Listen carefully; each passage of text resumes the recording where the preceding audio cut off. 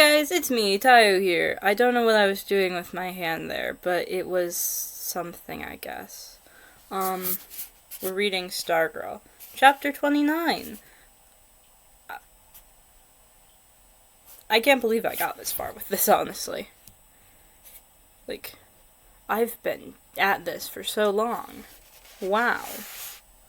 It kind of surprises me because I didn't think I'd last this long with the schedule, but I did. Yay. Yay me. And like, we're almost done. See, look. This is how much we have left. It's almost done. Which is surprising. Didn't think I'd make it this far, but I did. So, yeah. Moving on from that, I'll start reading now.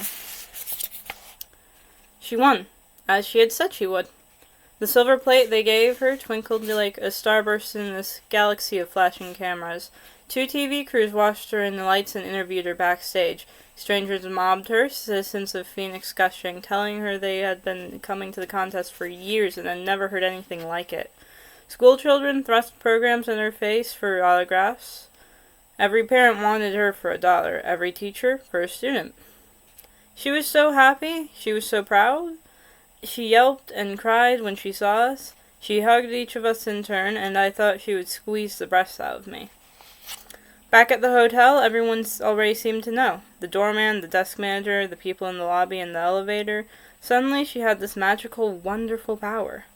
Whoever laid eyes on her smiled, and the English language dwindled over a single word, repeated over and over. Congratulations! We floated around the block to burn off our excess energy. Back at the hotel, we were invited into the nightclub, even though Susan and I were underage. We drank ginger ales and ordered jalapeno peppers, and we all danced to a country and western band while Susan's face beamed in the late news from the TV above the bar. The dance floor was the only place where she did not carry her silver plate. First thing next morning, there she was, sliding under the door of my hotel room, her picture on the front page of the Arizona Republic. I sat on the edge of the bed and stared at it, pride welling in me. I read the story. It called her speech mesmerizing, hypnotic, mysteriously touching. I pictured folding morning papers tossed from cars, landing in driveways all over Mika. We all met for the breakfast buffet. People stared and nodded and smiled and silently lipped congratulations across the restaurant. We headed for home in a 2-car caravan. For a while, Susan was her usual chatty self. She put the silver plate on the front seat beside Mr. McShane. She told him it would ride next to him for the whole 10 minutes, and he could touch it all he wanted. This was his reward, she said, for telling her about Moas. As soon as the 10 minutes was up, she took back the plate. As we drew near to town, the chatter subsided and finally stopped. We rode the last miles in silence. She took my hand. The nearer we came, the harder she squeezed. When we hit the outskirts of town, she turned to me and said, "Do I look okay?" I told her she looked great. She didn't seem to believe me. She held up the silver plate and studied her reflection. She turned to me and looked at me for some time before she spoke. "I've been thinking. This is how I'm gonna do it. I'm gonna hold on to the plate myself, okay?" I nodded. Until they lift me onto their shoulders. Then I give it to you. Understand? I nodded. "So stay next to me, every second. Crowds can separate you, you know. They do that. Okay?" I nodded. "Okay." Her hand was hot and sweating.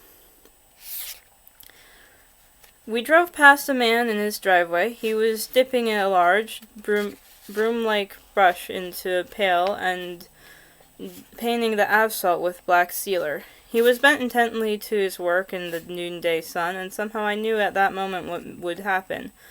I could see it. I wanted to shout to Mr. McShane, "No, don't turn. Don't go there." But he did turn. He turned, and there was the school in front of us, and never in my life had I seen a place so empty. No banners, no people, no cars. Probably around back, Mr. McShane said. His voice was hoarse. Parking lot. We swung around back to the parking lot, and yes, there was a car and another car.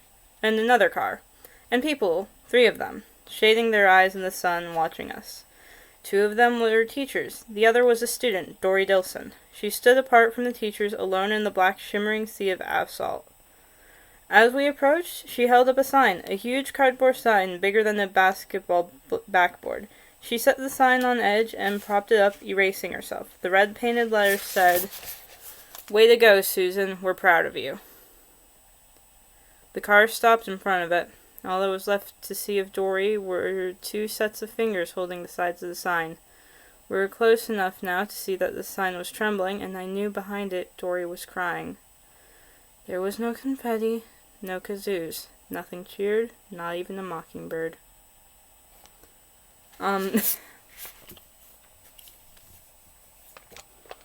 Yeah, that was a kind of short chapter. So, I'm gonna read 32.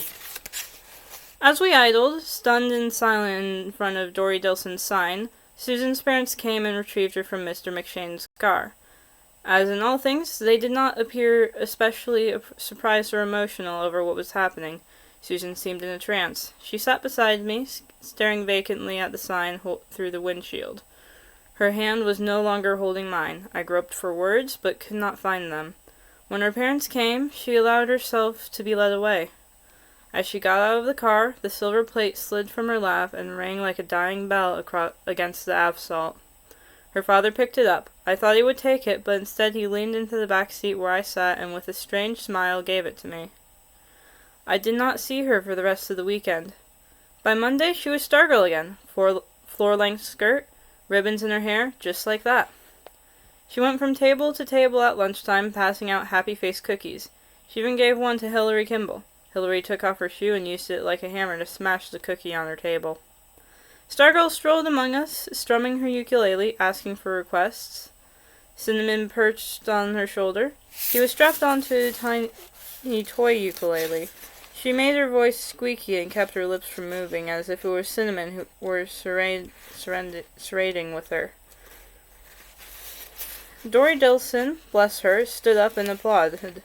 She was the only one. I was too stunned to join her, and too cowardly and angry, and not wanting to show approval for a return to Stargirl. Most of the students did not even look, did not even seem to listen. At the bell, as we left the lunchroom, I looked back. The tables were littered with cookies. Walking with her after school that day, I said, "I guess you're giving up, huh?" She looked at me. Giving up? On what? On being popular, on being... How could I say it? She smiled. Normal? I shrugged. Yes, she said firmly. Yes? I'm answering your question. The answer is yes. I'm giving up on trying to be popular and normal. Her face and body language did not seem to match her words. She looked cheery, perky. So did Cinnamon, perched on her shoulder. Don't you think maybe you should back off a little? Don't come on so strong, I said. She smiled at me. She reached out and brushed the tip of my nose with her fingertip. Because we live in a world of them, right? You told me that once. We stared at each other. She kissed me on the cheek and walked away. She turned and said, "I know you're not going to ask me to the Ocotillo ball. It's okay." She gave me her smile of infinite kindness and understanding, the smile I had seen her aim at so many other needy souls, and in that moment, I hated her. That very night, as if we were playing a scripted role, Kevin called to me and said, "So, who are you taking to the Ocotillo ball?" I dodged. "Who are you taking?" "Don't know," he said. "I don't either." There was a pause on the other end of the line. "Not Stargirl?" "Not necessarily," I said. "You trying to tell me something?" "What would I want to tell you?" "I thought you were a 2. I thought there was no question." "So why are you asking?" I said, and hung up. In bed that night, I became more and more uncomfortable as the moonlight crept up my sheet. I did something I had never done before. I pulled down the shade. In my dreams, the old man on the mall bench raised a wobbling head and croaked, "How dare you forgive me?" Next morning, there was a new item on the plywood roadrunner, a sheet of white paper. At the top it said, "Sign up here to join new musical group, the Ookie Doos. No experience necessary." There were 2 numbered columns for names, 40 in all. By the end of the day, all 40 were filled, with names such as Minnie Mouse and Darth Vader and the Swamp Thing. The principal's name was there too, and Wayne Parr and Dory Dilson. "Did you see?" said Kevin. "Someone wrote in Parr's name." We were in the studio control room. It was May, and our hot seats were over for the year, but on some days we still gravitated to the studio after school. "I saw," I said. He stepped up to the blank monitor, studied his reflections. "So, I didn't see your name on the list." "Nope." "You don't want to be an Ookie Duke?" "Guess not." We fiddled with the equipment for a while. Kevin walked out onto the stage. He flipped a switch. His mouth moved, but I couldn't hear. I held the soft pad of a headphone against my ear. His voice seemed to come from another world. "She's turning goofy again, isn't she? Worse than ever." I stared at him through the glass. I put down the headphone and walked away. I understood what he was doing. He had decided that it was now okay to say bad things about Stargirl. Permission to do so must have come from my behavior. Apparently, the first to read me was Stargirl herself. I still felt a sting from her remark about the Ocatilla ball. Was I that obvious? Classrooms, hallways, courtyards, lunchroom. Everywhere I went, I saw her disparaged, mocked, slurred. Her attempt to become popular, to be more like them, had been a total failure. If anything, they detested her more now, and they were more vocal about it around me. Or I was just listening better? She and Dory Dilson, the only Ookie Dukes, did a duet in the courtyard one day after school. Stargirl strummed the ukulele, and they both sang Blue Hawaii. Clearly, they had been practicing. They were very good. They were also very ignored. By the end of the song, they were the only 2 left in the courtyard. The next day, they were there again. This time, they wore sombreros. They sang Mexican songs. Cielo Lindo, Vea con Dios, My Darling. I stayed inside the school. I was afraid to walk on past them as if they weren't there. I was equally afraid to stand and listen. I peeked from a window. Stargirl was doing her best imitation of a flamenco. The click of castanets came through the window pane. Students walked past, most of them not even glancing her way. I saw Wayne Parr and Hillary Kimball go past, Hillary laughing out loud, and Kevin and the basketball guys. I realized now that shunning would never end. And I knew what I should do. I should go out there and stand in front of them and applaud. I should show Stargirl and the world that I wasn't like the rest of them, that I appreciated her, that I celebrated her and her insistence on being herself. But I stayed inside. I waited until the last of the students had left the courtyard, and Stargirl and Dory were performing for no one. To my surprise, they went on and on. It was too painful to watch. I left school by another door.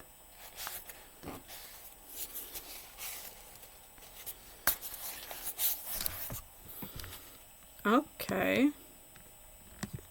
Well, yeah, that's all for today. I'll see you guys next time. Bye.